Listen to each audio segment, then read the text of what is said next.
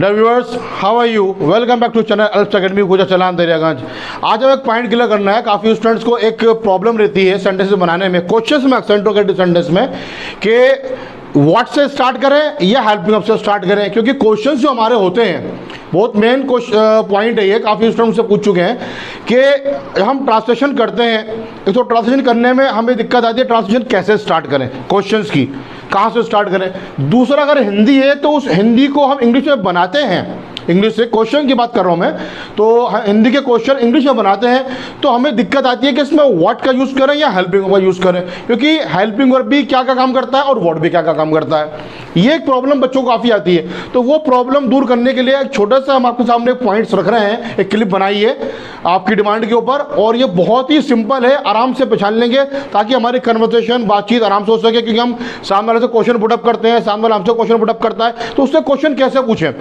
देखिए, WH के जो वर्ड्स हैं, वेयर, वाई, वैन, ये तो हमें याद होते हैं। वेयर मीन्स कहाँ, वाई मीन्स क्यों, वैन मीन्स कब, हम आराम से बना सकते हैं। लेकिन जो व्हाट, WHAT, व्हाट मीन्स क्या, व्हाट मीन्स क्या, और हेल्पिंग वर्ब से जब सेंटेंस शुरू होता है तो उसमें भी क्या का साउंड आता है ट्रांसलेशन करने पे, तो पहचानेंगे कैसे, बनाएंगे कैसे। देखिए, सेंटेंस लिखा है, क्या आप मुझे जानते हो, क्या आप मुझे जानते हो।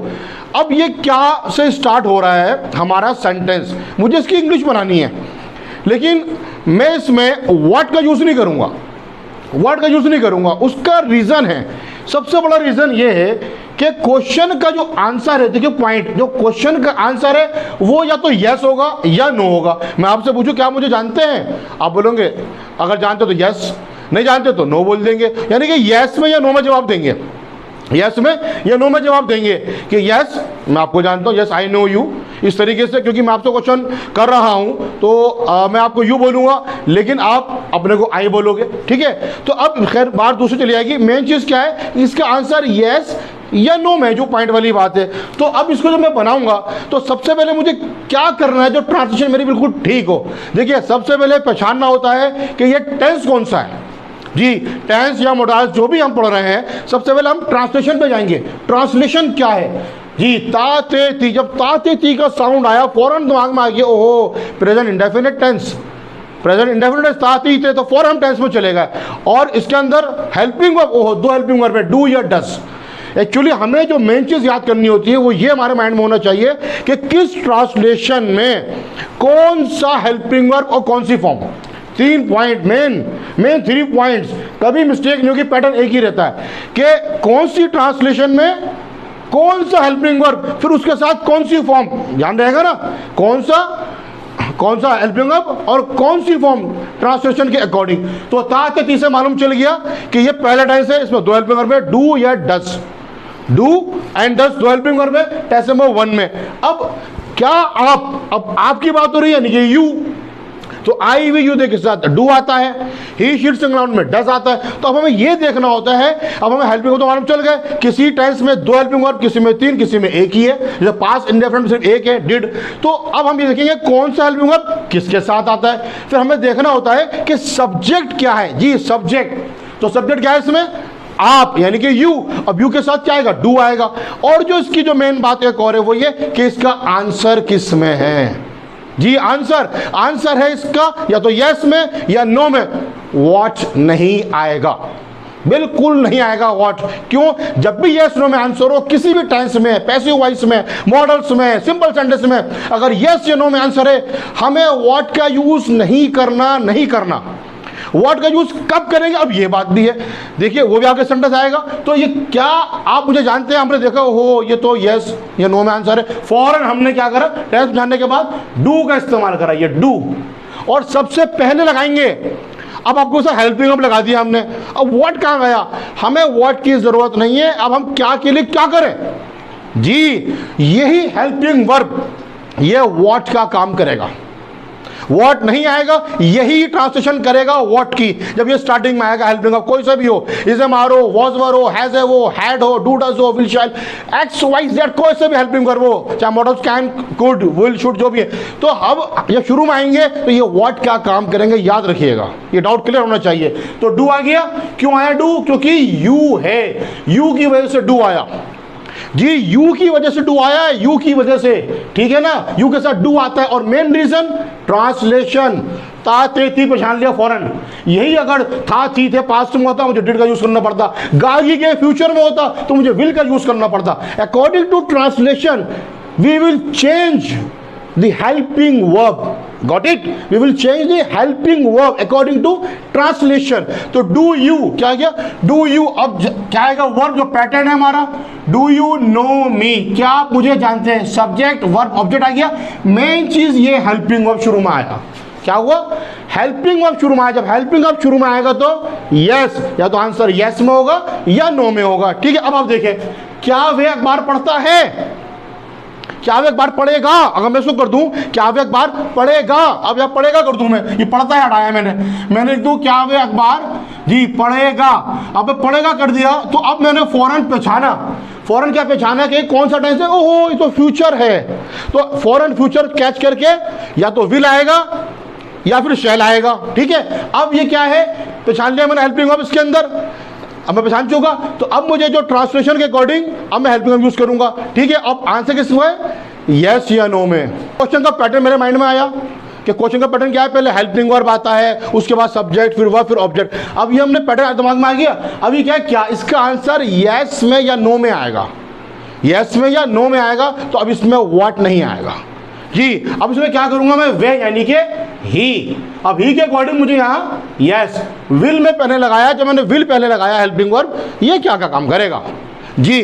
तो ये विल का मतलब गागी गे, और विल का मतलब यहाँ पे क्या, यानी कि हेल्पिंग वर्ब जो होते हैं जब क्वेश्चन बनाते हैं तो उसके दो मीनिंग हो जाते हैं, उसके दो काम हो जाते हैं। मेन एक काम उसका ये होता है जो पहचान बताता है, जो हेल्पिंग वर्ब का काम है। दूसरा उसका मेन काम ये हो जाता है शुरू में आने से कि मैं शुरू में आया हूँ, अब मेरा मीनिंग क्या में करो, ट्रांसलेशन मेरी क्या के अंदर करो। तो इस तरह जब भी हेल्पिंग वर्ब से कोई क्वेश्चन स्टार्ट हो, जब उसकी ट्रांसलेशन करें तो उसकी ट्रांसलेशन क्या में होगी, और आंसर में कुछ एक्सप्लेनेशन उसमें एक्सप्लेन नहीं करा जाएगा, या तो यस होगा या नो में होगा। इस तरह आंसर आराम से दे सकते हैं हम जी।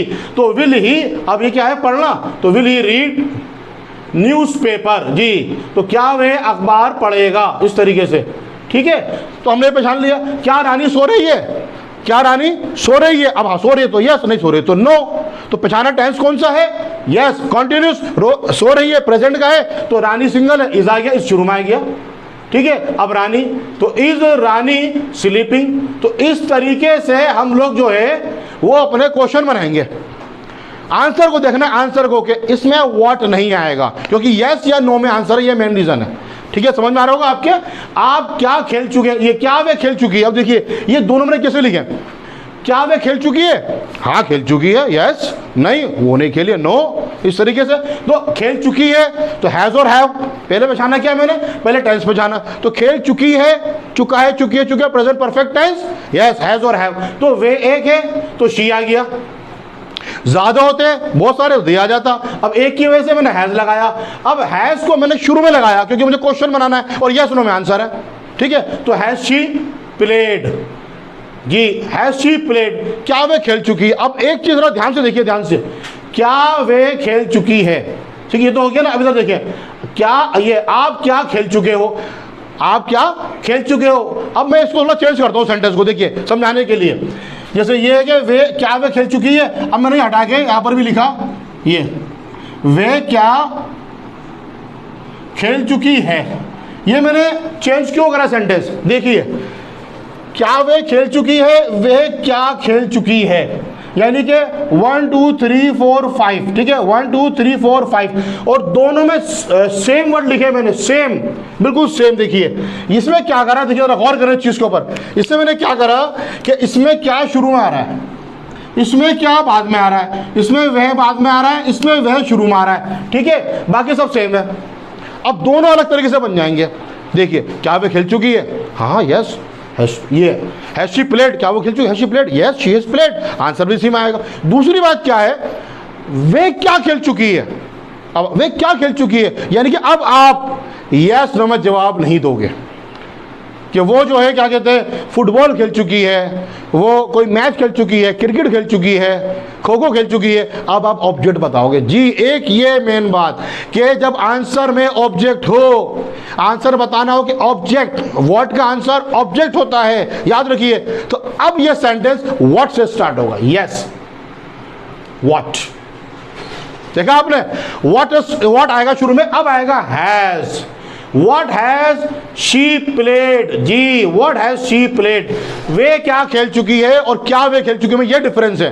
अब इसकी जो ट्रांसलेशन है, व्हाट से लिख रहा है मैंने, व्हाट क्यों लिखा पहले, क्योंकि आंसर में एक्सप्लेन करना पड़ा है ऑब्जेक्ट। यस नो नहीं आ रहा, तो अगर यस नो नहीं आए, उस सेंटेंस में क्या की आवाज आ रही है क्वेश्चन में, और आंसर में यस नो नहीं है, मुझे ऑब्जेक्ट बताना पड़ रहा है, तो मैं व्हाट से स्टार्ट करूंगा। अब व्हाट के बाद मुझे हेल्पिंग वर्ब लगाना है। हेल्पिंग वर्ब नहीं कटेगा, हेल्पिंग वर्ब अपनी जगह पर है, हेल्पिंग वर्ब अपनी जगह पर है।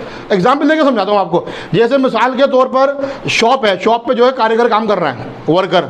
अब मालिक चले गया तो मालिक बन के बैठे हुए, ठीक है। लेकिन जब मालिक आ गया साइड में होगा, हे बैठे हुए, लेकिन अब मालिक अपना काम करेगा, पहले मालिक का काम वो कर रहे थे। तो हेल्पिंग वर्ब जो है ना, अपना काम, उनका मेन काम जो है अब उस पर आ जाएंगे। वो क्या कि मैं प्रेजेंट परफेक्ट हूँ, मेरी ट्रांसलेशन चुका चुकी में होगी, मैं प्रेजेंट डेफिनेट हूँ, मेरा तर्जुमा ता से ती में होगा। तो हेल्पिंग वर्ब बताते हैं पहचान, वो हटेंगे नहीं। हैज़ अपनी जगह पर है, नहीं समझ में आ रहा। देखिए ऐसा है कि हैज़ अपनी जगह पर है, हैज़ से पहले मैंने व्हाट का यूज़ कर दिया। क्यों करा, क्योंकि आंसर में मुझे ऑब्जेक्ट बताना है। अगर आंसर में यस या नो है तो मैं व्हाट नहीं लगाऊंगा, आंसर में ऑब्जेक्ट है तो मैं व्हाट का यूज करूंगा। ये होता है मेन डिफरेंस क्वेश्चन के अंदर, यस या नो वाले और जिसका आंसर हो और दूसरा एक्सप्लेन करना पड़े इन दोनों में, कि हेल्पिंग वर्ब से स्टार्ट होंगे अगर यस या नो में आंसर है, और अगर आंसर में ऑब्जेक्ट है तो what, where, what, W H family से स्टार्ट होंगे। लेकिन दोनों में क्या की आवाज आ रही है, तो यही आपको देखना है। देखिए इसमें भी क्या की आवाज आ रही है, इसमें भी क्या की आवाज आ रही है। और एक चीज का ध्यान रखें, आपके सामने क्वेश्चन लिखा हुआ है, आपको ट्रांसलेट करनी है, तो सबसे पहले सब्जेक्ट का ट्रांसलेट करेंगे अगर WH फैमिली से स्टार्ट है जी। अगर WH फैमिली से स्टार्ट है, व्हाट, वेयर, व्हाई, व्हेन, कोई सा भी, तो आपको हमको ट्रांसलेट करनी है पहले किसकी, सब्जेक्ट की, फिर हम आगे उसकी ट्रांसलेशन WH फैमिली की करेंगे। और अगर हेल्पिंग वर्ब से स्टार्ट है तो ट्रांसलेशन करनी पड़ेगी पहले क्या, फिर आएगा सब्जेक्ट का मीनिंग। ये बहुत खुलासा करके आपको समझाते हैं, बिल्कुल बारीक पॉइंट, ठीक है। तो वे क्या खेल चुकी है, आप बताएंगे वो ये खेल चुकी है, दोनों सेम वर्ड है। देखिए, क्या तुम पैसा कमाओगे, तुम क्या कमाओगे, यहाँ मैंने ऑब्जेक्ट यूज करा है सेंटेंस में, ठीक है। क्या तुम पैसा कमाओगे, आगे हो तो फ्यूचर की बात हो रही है। यू विल यू कमाना, work, will you earn money, क्या तुम पैसा कमाओगे, हाँ कमाएंगे, यस या नो में आंसर आएगा, ठीक है। अरे आप क्या कमाओगे, आप क्या कमाओगे जी, मैं पैसा कमाऊंगा, मैं गुडविल कमाऊंगा, कुछ भी हो सकता है ना ऑब्जेक्ट। तो अब ये व्हाट से आएगा, व्हाट, ठीक है। विल अब आएगा आगे, तो what will you earn, what will you earn, यानी कि आप क्या कमाओगे, मीनिंग या इस यहां से आप, फिर आएगा क्या, आप क्या कमाओगे, ठीक है। तुम क्या कमाओगे, आप क्या कमाओगे, तुम क्या, एक ही बात है। अब ये मैंने क्यों लिखा सेंटेंस, देखिए इससे मैंने मनी यूज करा है, मैं साफ साफ बताना चाह रहा हूं। व्हाट आया, ऑब्जेक्ट हटा दिया, ऑब्जेक्ट हटा दिया। कौन सा ऑब्जेक्ट, जो मेन ऑब्जेक्ट है, मेन ऑब्जेक्ट जो वर्ब के बाद आता है। एक ऑब्जेक्ट और भी आगे डबल ऑब्जेक्ट जब सेंटेंस तो उसमें दूसरा चीज भी होता है, जैसे कि व्हाट डू यू वांट, तुम क्या चाहते हो, यहाँ लिखा ना मैंने, जैसे कि क्या आप जानते हो, अलग सेंटेंस, एक सेंटेंस है कि तुम क्या चाहते हो, आपने कहा जी मैं ये चाहता हूं, मैं वो चाहता हूं, तो मैं व्हाट से बनाऊंगा सेंटेंस, ये व्हाट, आप यानी कि यू, ठीक है। अब लगाया मैंने you, what do you want, what do you want यानी कि हिंदी यहां से आप क्या चाहते हो, और समझ में आएगा आपके, यानी कि आप क्या चाहते हो,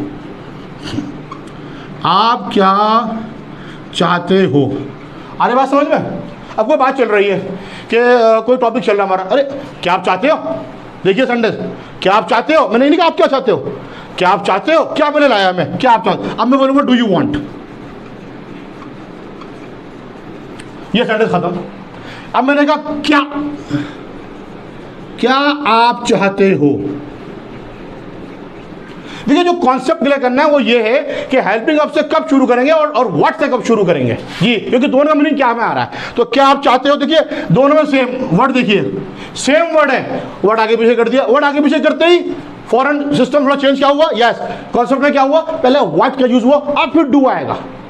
अब डू का कोई काम नहीं है, सिर्फ पहचान। यहाँ डू के दो काम, हेल्पिंग वर्ब के दो काम, कि मैं ताकत थी मैं तर्जुमा करूँ, मैं हेल्पिंग करूँ, दूसरा शुरू में आया हूँ, अब मैं क्या का भी काम करूँगा, ये सबके साथ होगा।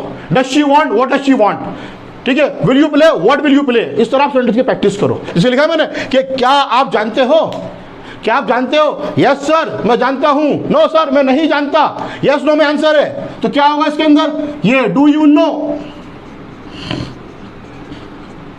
मैंने ऑब्जेक्ट यूज ही नहीं करा इसमें समझाने के लिए, वरना मैं कहता कि क्या आप इंग्लिश जानते हो, डू यू नो इंग्लिश, क्योंकि मेन ऑब्जेक्ट आएगा ना अभी आगे, क्या आप जानते हो इस केस के बारे में, कुछ भी हो सकता है ना, मैंने ऑब्जेक्ट लगाया नहीं समझाने के लिए। अब मैं इसको व्हाट वाले सेंटेंस में कैसे बनाऊंगा, जी हाँ, कि आप क्या जानते हो, बिल्कुल ठीक, आप क्या जानते हो, what do you know, what do you know, ठीक है, व्हाट डू यू, मीनिंग जो है यहां से यू से, जब भी WH फैमिली का सेंटेंस होगा मीनिंग कैसे करोगे आप, पहले यस सब्जेक्ट का मीनिंग पहले करोगे, और जब भी हेल्पिंग वर्ब से स्टार्ट होगा यस पहले क्या का मीनिंग करोगे, उसको ध्यान रखिएगा। तो आराम से आप ट्रांसलेशन कर सकते हैं, स्पीकिंग कर सकते हैं, बना सकते हैं, लेकिन ध्यान रखिए 3 पॉइंट जो मैंने आपको 3 बातें बताई है। नंबर 1, हमें सबसे पहले पहचानना है कौन सा टेंस है, कौन सा मॉडल है, ये मैं समझ में आ जाएगा लास्ट की ट्रांसलेशन से, फिर ओहो ये टेंस है, तो फॉरन हेल्पिंग वर्ब माइंड में आएंगे कौन कौन से हेल्पिंग वर्ब क्या लगाना है, और उसके साथ कौन सी फॉर्म लगानी है, क्योंकि हेल्पिंग वर्ब के अकॉर्डिंग, ट्रांसलेशन के अकॉर्डिंग हेल्पिंग वर्ब के साथ फॉर्म भी होती है, और ये जरूर देखना है कि कौन से सब्जेक्ट के साथ कौन सा हेल्पिंग वर्ब आएगा। आई थिंक ये कंसेप्ट आपके क्लियर हो गया होगा, व्हाट वाला और हेल्पिंग वाला, क्योंकि मेन ये लिखा है मैंने, हम कैसे पहचाने कि हेल्पिंग वर्ब से क्वेश्चन शुरू हो या व्हाट से, क्योंकि दोनों में क्या की आवाज ट्रांसलेशन होती है, दोनों में क्या आता है, तो यही आपको कंसेप्ट क्लियर करा है मैंने। समझ में आएगा होगा आपको, आराम से ध्यान से देखिएगा। अगर आपको लगता है मैं कुछ और भी एक्सप्लेन करना चाहिए, कुछ पॉइंट आपके माइंड के अंदर है, तो हमें आप कमेंट करें, ठीक है। Now it has been clear, meet soon, thanks for watching.